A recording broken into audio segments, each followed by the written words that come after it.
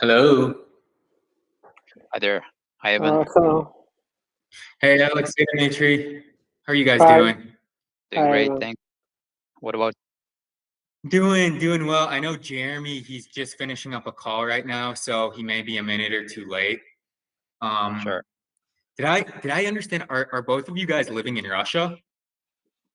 Well, we originally from Russia. That's correct. Well, Okay. we right now relocating. So originally we stay in Turkey. I mean, we moved, Uh-huh. and now since we are exploring the new market to enter with the startup, the first priority on US.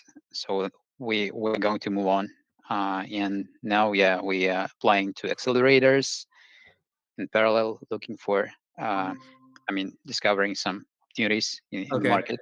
So yeah, Yeah, generally yes. I'm originally from the United States. I was born and I grew up in Chicago, where Jeremy is, of course, living right now.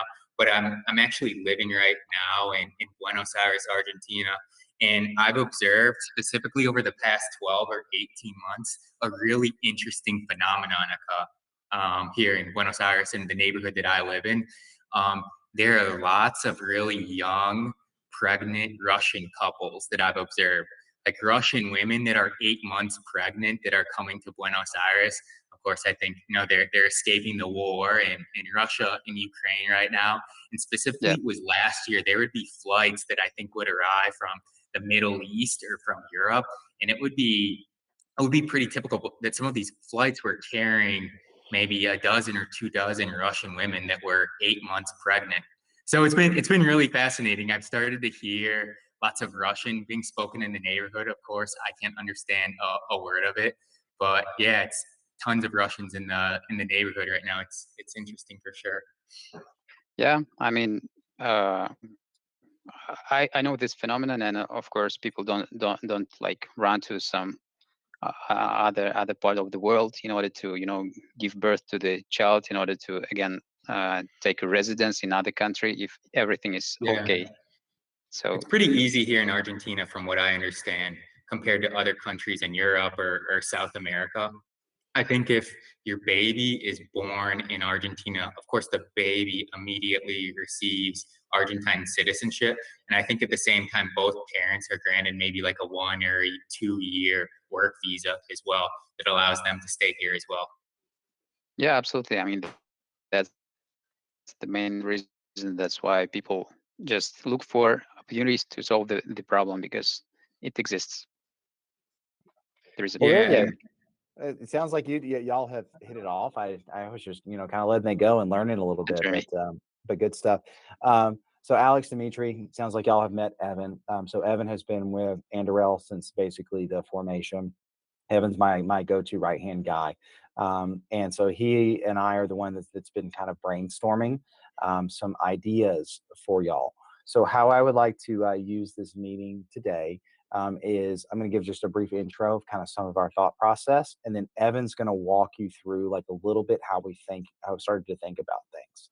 Um, Sure. we've Sounds actually, great. I think we found 2 or 3 like pretty attractive markets for stuff here, and like the next steps would be like validation. So we'll talk through that in a minute. And then eventually, what we would like to go through is we prepared like a 2-pager of what a potential statement of work could look like. If you guys did want to engage us, or if you just wanted to, stay in an informal advisory capacity, we can talk about what that might look like as well. So yeah, so with that in mind, let's go ahead and kind of we'll hop in. So basically, I'll give you guys a quick overview of what we've done since our last call. So in addition to sending the note to John as that introduction, what we essentially did is we said, we kind of did a bit more of a deep dive on the industry and like your company from what we could find on the website, and that's why we sent you guys those additional questions. We can always circle back on that. What we did was we created a set of formal evaluation criteria. And so I'm going to let Evan go through those a little bit. Evan, do you want to speak a little bit about what was the purpose of the evaluation criteria, and then ultimately, a little bit of a high level on what those criteria are? Yeah, we're happy to walk you through our thought process a little bit, but first, curious, had a question for you guys. As we started to brainstorm some of the industries that we thought could be an interesting fit for your product, Jeremy had mentioned to me that you initially had success penetrating African markets. What were some of the qualities or the types of business that you had success penetrating there? What do you Dmitry think was, were? yeah. Go ahead. So I'll give the floor to Dmitry, who has actually built the product and sold it finally. So Dmitry, could you give your comments? Yeah, the first in last year we started as a Revolut for Nigeria, because we understand that there are several problems with converting naira to dollar and ability to pay for any abroad goods. There are problems with paying for Amazon goods, for any subscription on Netflix, and we found this problem and created products like Revolut for Nigeria. We named it Lemons.me. We help people to convert Naira, local currency, Nigeria local currency, to USD, and then to pay for any goods, to attach card for PayPal, for example, and to pay abroad suppliers, for example, to pay Chinese suppliers. After that, we realized that size of market is small, and we made a pivot and started to help importers from Nigeria to pay to their abroad suppliers. Yeah, we are trying to help importers to pay their Chinese suppliers. We convert local currency naira to yuan, and to send abroad to Chinese suppliers. After that, some startup from Europe to offer us to buy our project, and we made exit. So I just shared the link to the project so that you see in the descriptions. Okay. Good. Yeah. Thanks. Lemons.me. Yeah, All right. that's very helpful. Just a heads up, you're going to see me in maybe the next 5 or 10 minutes stand up. I'm in a co-working space right now in a conference room, and they're kicking me out right now. So I'm just going to change desks in a few minutes. But Sure. regarding some of the criteria that we were thinking about as we started to brainstorm industries, first we were thinking about like big ticket items. Ticket sizes such that financing would be beneficial to potential buyers. So obviously, if a B2B business is selling something that's going to cost $100 or $500, financing probably isn't going to be helpful. But to the extent you're selling a product or service that might be $5,000, $10,000, $100,000, financing could certainly be something that's beneficial to offer to potential buyers, help drive more business, attract new customers. So that was one of the things we were trying to keep in mind. We were also thinking about large addressable markets that have many players, disparate addressable markets as well with small, medium-sized players, because I think you guys had already discussed with Jeremy as part of a prior conversation that larger players will most likely already have the capacity to offer to their customers financing options. So we're thinking to the extent a potential market that you would be considering penetrating was comprised of, let's say, hundreds or even thousands of potential small and medium-sized players that don't necessarily have the financial wherewithal to offer financing to their potential customers. This could be something that we could be interested in considering. I'd also mention something else that came to mind were considering industries that have typically transacted more via traditional channels outside of, let's say, the digital realm. This might be like, let's say, late arrivers to e-commerce innovation over the past, let's say, 5 or 10 years that have yet to fully embrace online transacting and customer behavior. So, thinking about 3 or 4 of those criteria right there and blending them together, and we've been able to start brainstorming a potential list of maybe 5 or 10 industries that we could consider approaching on your behalf and doing some sort of market evaluation or assessment to figure out if there could be interest from their standpoint to consider buying a product like yours. Evan, go to your other room because before you get kicked out, because there's one more Okay. criteria I want to talk about it as well. And this was the one that I thought was like the real breakthrough, at least for me. And it's around this idea of urgency, right? So for everything that Evan has already talked about, one of the things that we see is that urgency. Like I've got to pay, to your point earlier, I've got to pay those import export taxes now, right? Like I'm going to have cash and funds and flow in 3 weeks, 6 weeks, 6 months, right? But right now I need to do this. And oftentimes, like you would think, okay, how would I pay for that? Like this were just me. Like I can't afford something. How do I pay for a new air conditioning unit or something like that? That's like $5,000. Credit card, right? If I don't have that, maybe go get like ask friends and family for a loan, right? Or maybe like try and put it on like a payoff plan, and not everybody offers that. And so the criteria that we were really looking at was like urgency, right? Is there an urgency behind the request of where they need this now, but there's not a cash flow concern in the future? And so that was kind of the criteria that once I really understood that really led me to some of these industries that we thought about were like, hey, this might be a really good fit. So Evan, I was just talking, I don't know if you heard me, but I was talking Mhm. about kind of the urgency aspect of it. Yeah, I think that's a good point as well. Cool. Well, Evan, you want to take a few questions and then you can go over a little bit of like some of the fits that we think we found? Yeah, sure. Um, Gentlemen, any questions so far? Well, no questions so far, but I just want to add some, I mean, some additional information which we gathered after the last call, since we are well, as so we also discussed with Jeremy at super early stage of our journey, means that we exploring different business models, different, I would say, industries first of all. So we make like a dozen interviews per week, and each interview adds some new information. So what changed after the last call? First of all, we realized that we shouldn't focus on e-commerce only. I mean, marketplaces and B2B e-commerce, so manufacturers. So it's not about e-commerce as distribution model. It's about just B2B. So it could be not related to e-commerce. It could be just transaction. So that what matters, transaction itself. And there are like platforms who provide service not only for e-commerce but for just B2B besides e-commerce.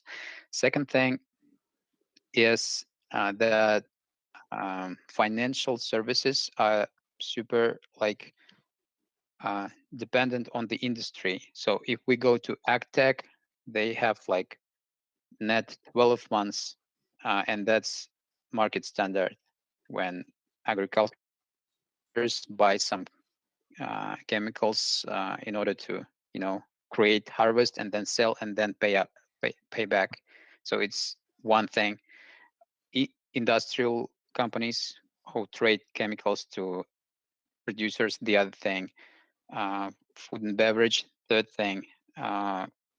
Alcohol wholesalers, another thing. So we probably should either do some super like market specific, industry specific, or otherwise standardized thing. And third is that the companies who actually provide buy now pay later installments and financials didn't grow so fast as the other ones who actually provide just services for payment, infrastructure for payments, and more like account payable, account receivable services rather than liquidity, rather than money itself. So the ones who sell access to money, they didn't grow as fast as those who provide just simple and easy infrastructure. So To be specific, let's compare Billy as an example of liquidity buy now pay later for B2B, and Melio, which is account payable, account receivable, and payment methods for B2B. The second one is much bigger and much faster. That means that we still, you guys are doing some work on looking for the market for a problem, but the problem we working on is changing, and we are not like looking for a solution for. We're not looking for a kind of problem. We're not doing like solution looking for a problem. I mean, we're not sticking to buy now pay later on financials. If customers don't need it, we just switch, go from solution as buy now pay later to the other solution. Let's say CRM for handling account payables, account receivables, payment methods. That's why kind of we are not fixed Yeah, with this so I think solution. what you're what you're trying to say is like, hey, you guys have a product, right? And you're looking to find product market fit. But if you go out and you do this discovery and you learn that there is a different need for a different product, we'll call it product B, you're open to pivoting to product B, right? Absolutely. Yeah.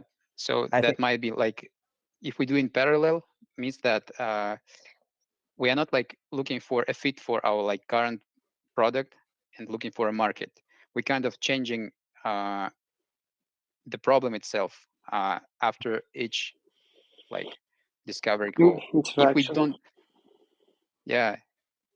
since we right now we didn't see any like positive feedback in terms of demand in financing. I mean, there are a bunch of companies who say we provide buy now pay later installments, etc. We go to potential customers in this segment and we don't see positive feedback so far. So they see there are two types. Either they say we don't have such problem type, or they try to solve themselves. For example, well, almost all B2B marketplaces, they provide financing, and they say that they should do it because if it provided by third party, let's say Billy or ours GetFlash, it doesn't create any trust because their customer should, they already work with third party, with marketplace, but they should transfer the money to fourth party, another company who is responsible for money flow, and that's additional risks for them. That's why they try to build in some financial services inside the marketplace as a part of the platform. That's why they say, guys, doing good job, but we built our financials and buy now pay later services inside. Still, like from 5 to 10% of customers use this kind of services, which are built in the platform. So it's not something that's high demanded. Seems that just a collection of late payments adds much more value to cash flow than providing some buy now pay later like services. That's why we right now on pivot stage. That's actually basically the reason we couldn't answer your questions, because seems that we are on shaky positions right now, since we don't have confirmation from the market of the exact problem we're targeting, we're addressing. Understand. How many customer interviews have you done? Like 3 dozen, I would say. 3 dozen? All in the United States? All of them in United States, but they are split in several segments. So kind of 10, 15 per segment. Those were B2B marketplaces. B2B First market. one, then we realized that there are not so many B2B marketplaces on the market, and they're like very industry specific. So we decided to add wholesaler and distributors who has their own B2B e-commerce as a distribution channel. So let's say manufacturer of, I don't know, like bottles, and they sell in wholesale, and they have e-commerce website, some B2B portal where you as a distributor can log in and buy in wholesale. And the idea was to build in our service there. Started with this, didn't really find enough, customers there. It seems that not so many manufacturers have B2B portals, and switched to just wholesale and distributors without any B2B e-commerce. Just manufacturers who has some net terms management issues, some cash flow issues, because they have because they are like pushed for like net 60, net 90, and that causes some cash flow issues, cash flow problems. Seems since the manufacturers are not like small business, they don't face such problems. They can stand net 30, net 60, net half year, no problem, since they have money on their account. So that's just part of the process. So we switched to net management, net terms management. Talked to few financial officers like CFOs in wholesales, and recognized that net terms also is not a problem. And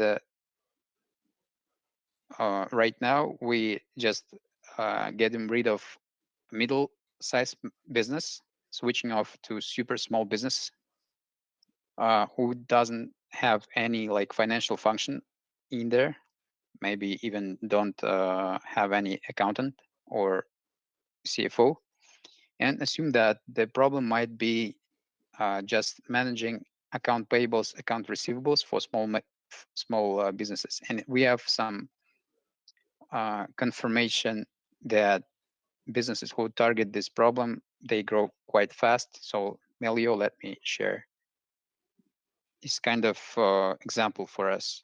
And now we are kind of switching from middle-sized business to small business in order to evaluate how big the problem is, how it's solved. So the idea is we probably shouldn't provide cash and liquidity, but should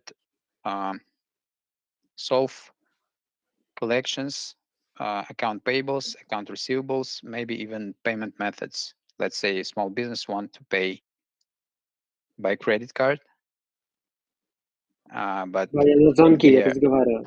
supplier receive by ACH, and this kind of companies like Melio Payments, they convert payment method from one to another. That's why, I mean, yeah, that's quite a big pivot from solving one problem with liquidity to another problem, providing infrastructure of small businesses to make it simple. So it's kind of quite a big pivot, since we didn't find positive feedback after 2-3 dozens of interviews with the middle business. Evan, any questions, or I have a few thoughts. During the interviews, did you get any sorts of insights from smaller, medium-sized businesses regarding maybe the types of capabilities or functionality that they would be looking for in a potential partner that could make your product interesting? Well, we input only mid-sized businesses, so we just switching to smaller ones. So all interviews were middle businesses.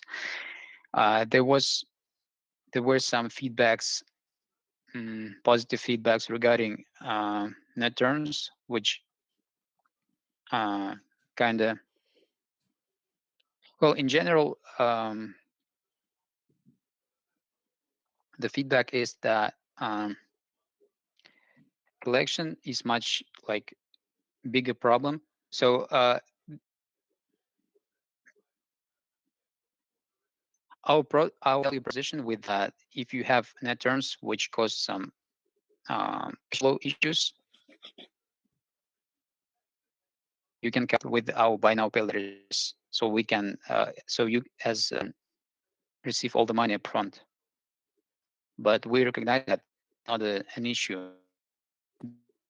They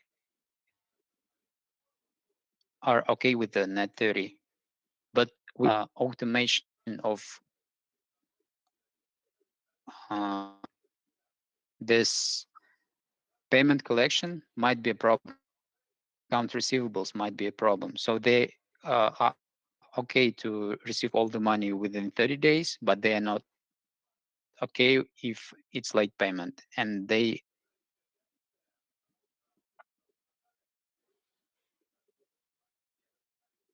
probably something that manages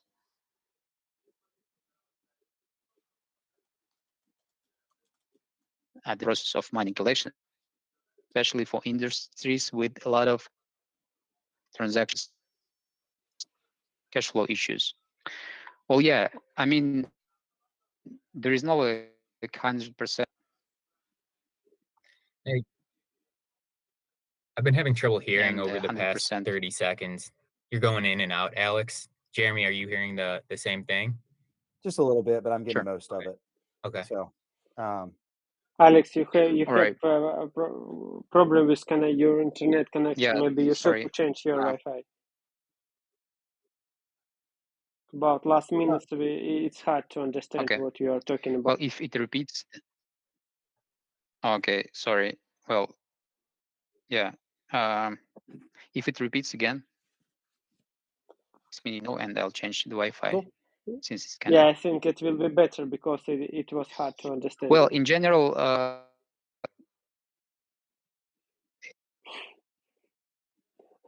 talking let me internet. switch out Wait camera. a sec. No hurry. No rush. Okay. Well, even just let me repeat. Just give you a quick answer. No, we don't have like clear understanding of the problem of middle-sized business. We assume that the problem is for small business, and we didn't do enough interviews for small business just beginning.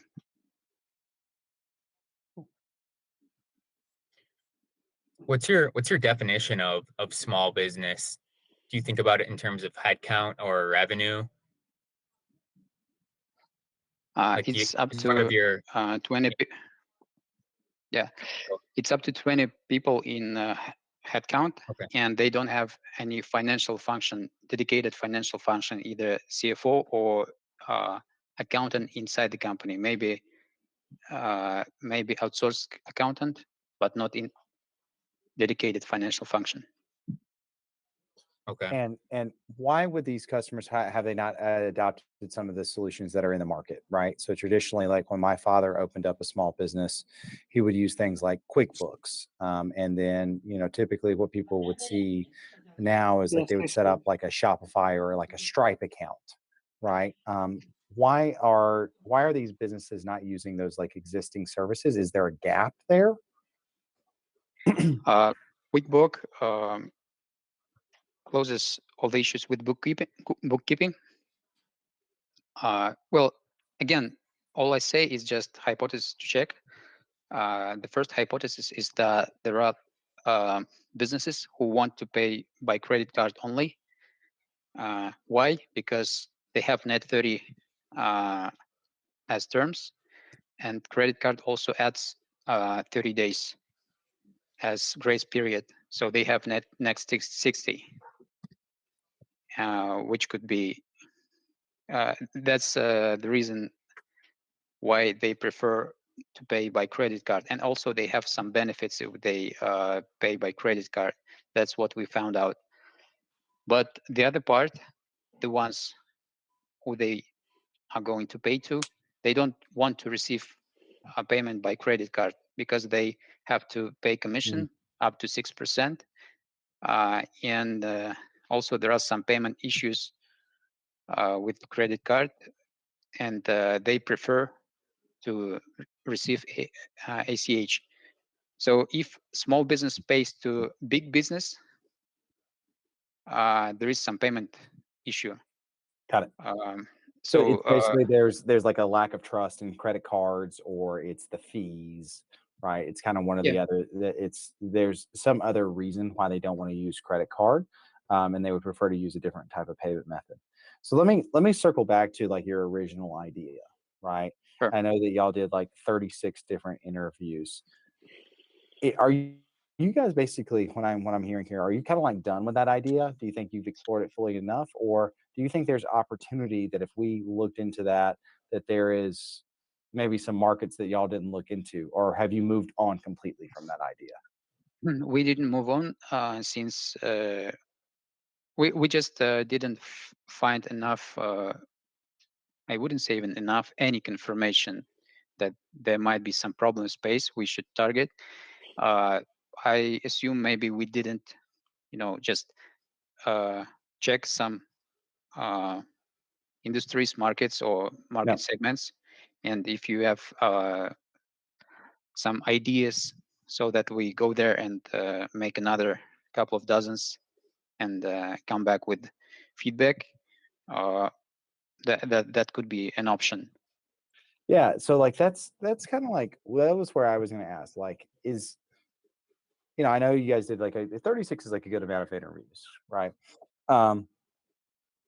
What I'm wondering is if they were the right type of interviews. So like some of the industries that Evan and I have identified that kind of match these evaluation criteria. Evan, I'm going to go over the first one that we talked about, which is like commercial restaurant equipment suppliers, right?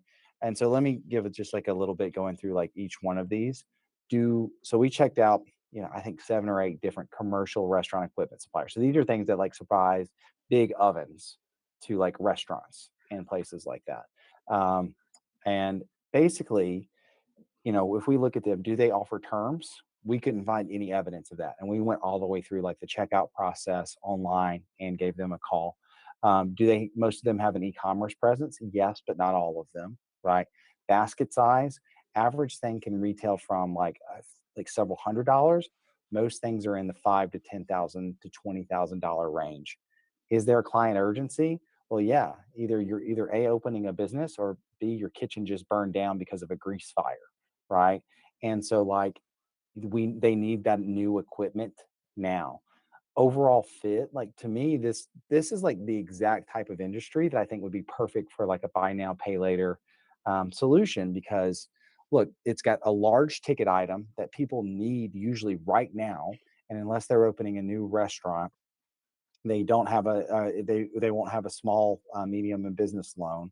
And then ultimately there's kind of no real worry that they're going to be able to pay this off in the future once the restaurant is open and actually producing. So like what we would assume is, or what we had planned to do, was identification of around 10 industries like that. So like, hey, here's something you haven't thought of: commercial restaurant equipment. Like, I don't know if you explored that industry. It was not top of mind for me until like I was like kind of out and about and was like, hey, I wonder, let me start, thinking about this. What we would, if y'all are interested in this, and I don't know if this is, this is kind of like dead in the water, but like we would be interested in coming up with a list of like 10 industries like that, working with y'all to refine the evaluation criteria, and then going out and starting to see if there is that product market fit there. If y'all are interested in that. So what would that, Evan, you want to talk about like what that might look like since Yeah, you'd be leading those efforts? it's really similar, I think, to what you guys have been doing. I imagine you've been doing internally over the past few weeks or the past couple months during your customer interviews, except as Jeremy mentioned, we would probably be targeting maybe half a dozen or a dozen different ideas that perhaps hadn't occurred to you yet, and we would be conducting maybe more extensive customer interviews. So you mentioned you've already done, let's say, three dozen, 30 or 40 interviews so far. Within, let's say, 10 of the segments that we've identified, we would probably go out and contact, let's say somewhere between 30 and 100 different potential small businesses or medium-sized businesses within each of those industries and ask them for feedback regarding whether they would be interested in a product like yours. What are the pain points that these vendors are encountering? What's the type of capabilities or functionality they're looking for in a financing partner? And then those that do express some sort of interest, we could potentially start to build a high level customer pipeline for you that we can present to you at the end of the engagement. I see. Well, mm, So, very similar, I think, to what you guys have already tried to explore, except our focus would be maybe in a few different areas that perhaps hadn't occurred to you, and we would be doing it in casting, I'd say, a much broader, wider net. I think like the value that we can add is like, having we understand the value of your product and service, and then we understand like the domestic US markets, right?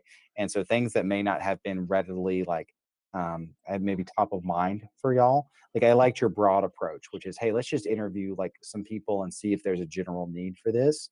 I think with this, it's going to be more of a niche need and look at a very refined set of customers based on those criteria. And like, look, we could be wrong, right? Like, I think commercial restaurant equipment is probably like that's a huge industry, right? And I think that's one that could be really a really interesting play for you guys.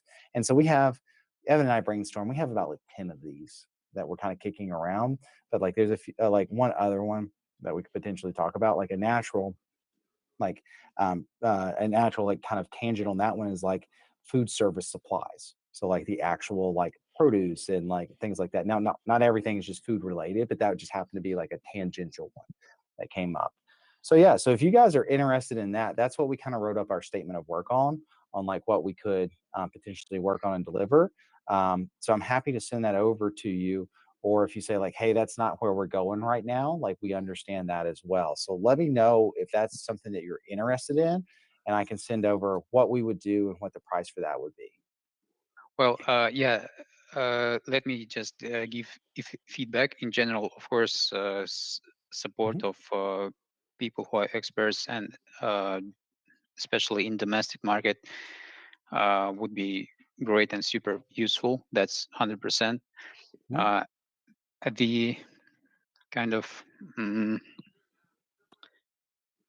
um, the idea why we probably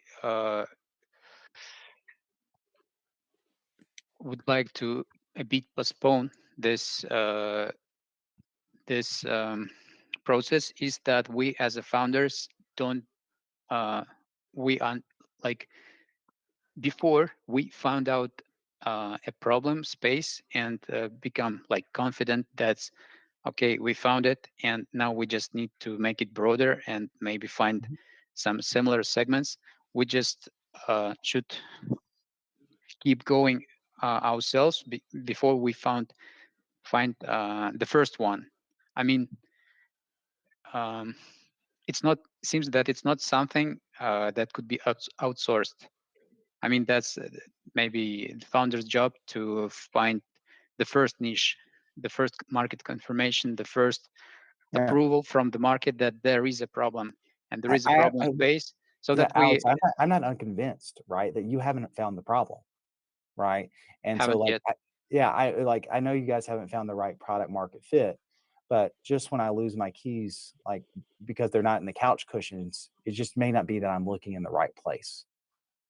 Right, and so that would be my kind of pushback on you is I actually do think you guys have a good solution.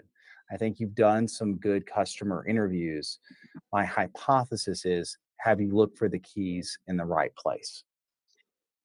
And that's where I think that we could potentially help. But if you're saying, hey, let's postpone this, I think like what let's do this, right? I'll send over like the statement of work of kind of what we were thinking. If you guys want to say like, hey, no, let's postpone, do that. Let's maybe So downsize this a little bit. We could do something like that too. what I'm trying to say is that we just need to have like internal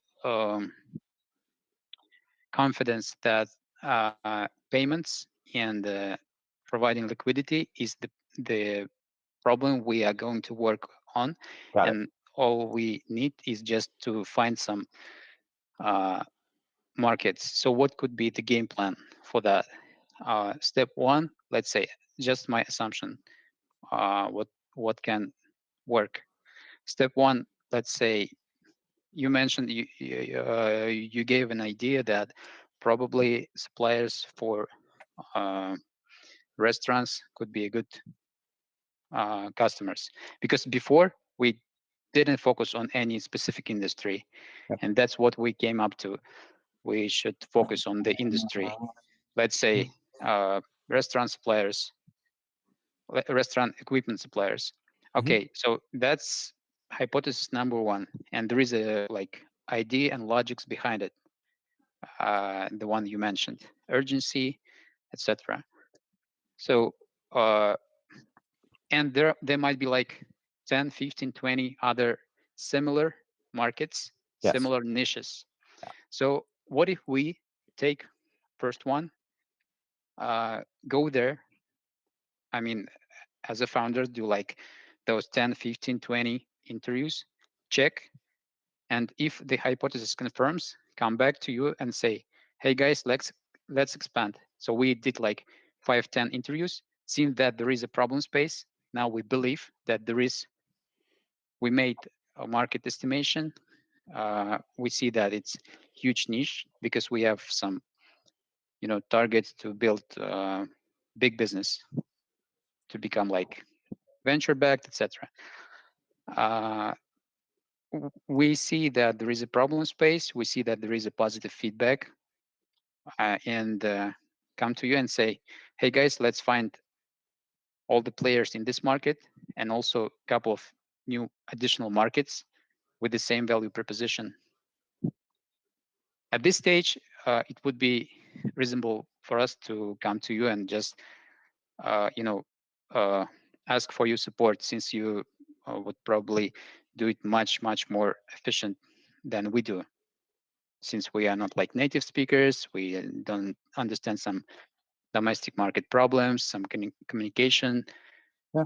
culture, etc. And that would be just boost of efficiency for us. But before we gain trust and understand the problem space and convince that there is a problem in any particular niche, we just don't have like internal confidence that that's the way. And right now, that's why we are switching right now, because we just didn't see any confirmation. Okay.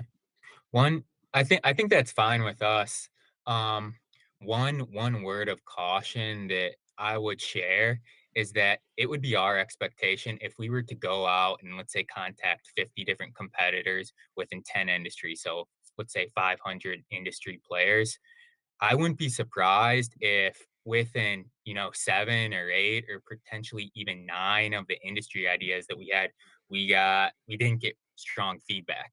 So, we could tell you that one of our ideas is restaurant equipment right now. We don't necessarily have a high degree of confidence right now that that's going to be a winning pick. That was just something that, it seemed like at first glance it met 4 or 5 of the initial criteria that we had brainstormed.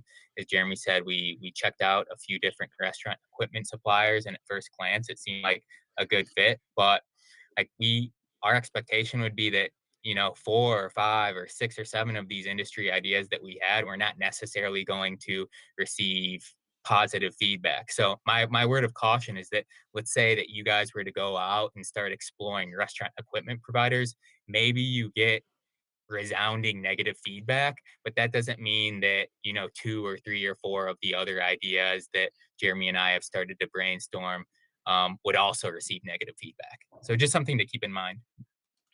Yeah, I mean, absolutely. What we did before, we have a list of, not even competitors, but companies who already successfully addressed the market and the problem we wanted to address. Again, Billy, Hokkaido, few other players who offer buy now pay later for B2B, who are like, again, venture backed, 300-400 million etc. We see their portfolio, their clients.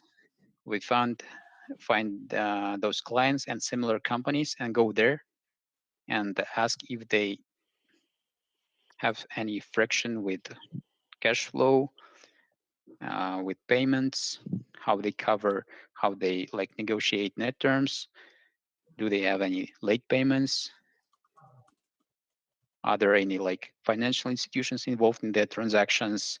And try to like get a feedback if there is any friction, and we just don't see and don't understand. Somehow Billy sells to this kind of businesses, but there is no demand from the other side. So we make kind of, since we don't see feedback, we go to the next segment. Maybe we didn't ask right questions, but there is already a market, there is already a service in customers, but no positive feedback that they need this kind of services. That's kind of weird at this stage. That's why, yeah, I understand that maybe the segment you mentioned is not like it's just off the top of your head, but well, yeah, we Yeah, kind of stuck like right look, now. look, that I think that makes sense. So like we've kind of gone over some of the ways that we are our logic behind this, right? And some of the things of how we would go about identification of these industries. So that was kind of step one. We've shared that. We've shared one that we think is like a pretty strong fit, and like a tangential like second one that we would potentially want to look at. The rest of our ideas are very, very different. I'm looking at them right now. They're very different. And then, we've given you kind of that idea. So I think maybe what might make sense is if y'all want to explore that idea, and if it does bear fruit and you want to move forward with your kind of your previous product idea, let us know. If you do decide to pivot your product idea, we're happy to continue to advise, right? And do things of that nature. And maybe that's when we can talk about some sort of engagement, right? Once you guys kind of once you guys understand your product and your market a bit more, then we can come in and really help you accelerate things. So maybe it's hey, let's go explore this one tidbit you've given us for now, see if there's a there, and then otherwise, maybe let's reconnoiter in a few months and see where you guys are. See that it's like the only right solution for us right now, since if we Cool. ask Let for me your help understand, right man. now, yeah, Yeah, we just we got it. spent your resources, our resources for like a problem we don't realize yet. But if we spend another like month or two and find That's the okay. solution, we would just ask for your help to accelerate and boost. And Yeah. Alex, that's okay, man. Like we get it. That's why we like working with young startups, right? Because you guys face this problem, which is like, hey, you've talked to these. My job as like an advisor here is to just give you that keys analogy, which is just like, hey, sometimes we may not just be looking in the right spot. And maybe that's true, maybe it's not. But at the end of the day, I think what we have to you got to have one or the other. You got to say, hey, here's the market that I'm going after, and specifically this customer base because they have some unmet need. Or, hey, here's the product I've developed, and I don't know where this is going to land in market yet. Right? It sounds like y'all are, when we first started talking, y'all were a bit more, here's the product. We don't know quite where this is going to land yet. Now y'all are a bit more of like, hey, we don't know if that's the right product. We don't know where the right market is. So it's like content or working with someone like us from like a free advisory capacity and then like a formal advisory capacity, it's not gonna help you scale your business right now. So what I would say is let's continue the conversation. Let us know if y'all find anything in the restaurant commercial equipment provider industry, right? If that bears fruit, like come back to us because we got 12 more that we can explore already. And then otherwise, let's touch base in 60, 90 days when you guys have a bit of a more solid footing under what it is you're actually exploring. But I feel pretty good about that. You'll find that they are there if you go and explore that industry. Well, that sounds like a plan. And let me also personally take kind of responsibility from my side to report once a month where we are and what the Great. progress is, so that we're like stay in touch. Yeah. And as soon as it's valid, we just come back with the specific request. Love that. That's awesome, man. Like, hey, look, we want to help you guys out. Like Evan and I do this because we love working with startups. It's like our thing, right? And like, you know, we have our day jobs that we do otherwise, but this is kind of fun work for us. And so like we love it and we produce high quality results for our clients. And we generally rotate about 2 to 3 clients at a time. And so like we would love to work with you guys. We think there's something there, and just look, keep us informed. Shoot us an email in a month on where you are, and or maybe in a couple days if things start to pop off in the restaurant industry. Yeah, sure. Well, Hey, decided. Jeremy. Yeah, Jeremy, yeah. do you wanna just send them so they have handy our statement of work? I don't know if it's applicable at like this No? point. Yeah. Yeah, I would say let's hold off on that, Okay. because it seems like they want to do a bit more due diligence on their end, and so like let's circle back on that. But Evan, you and I can talk about that offline. Okay. Yeah, Cool. great. Well, thanks for spending your time for us, and I'm sure we will have a chance to work with you a bit on a bit later stage when Yeah, we understand what we are doing and what the problem we are targeting. Yeah, really great. highly appreciate it. Thanks a No, lot, even absolutely. Jeremy. Yeah, no, we are happy to do it and happy to give you the time. If you have any referrals, right? So we don't advertise, we don't do anything. We only grow our business through referrals. So if you have any people in your ecosystem who are also working on this space or any other space, and they would just they would value working with a company in a formal or informal capacity, we would appreciate any referrals that you have or any introductions. Cool. Yeah, noted. All right. Absolutely. Thanks, guys. Appreciate your time very Thanks, much. guys. Yeah, Dimitri, Alex, good to meet you guys. We'll be in Thank you, touch. meet thank you. you guys Bye bye. for your Thanks a lot. Yeah. tips. Bye. Bye. Ох, они тебя прессовали, мужик. Да, нормально, это нормально. Короче, это все отмазались. Ну, в смысле, давно надо было отмазаться. Ты был бы еще неделю назад отмазал. Статус такой, что типа хотели продать, да, ну ты понял, хотели продать Ну да, консалт, типа наковыряли какие-то ниши, да. оценили, там прописали какой-то прайс на это все навесили. Я Мгм. говорю, типа, чуваки, это остановились на том, что а, типа давайте как-нибудь потом, потому что сейчас ни хера не понятно. Сами поймем, что-то наковыряем, если, и э, поймем, что надо помощь локальных чуваков, призовем.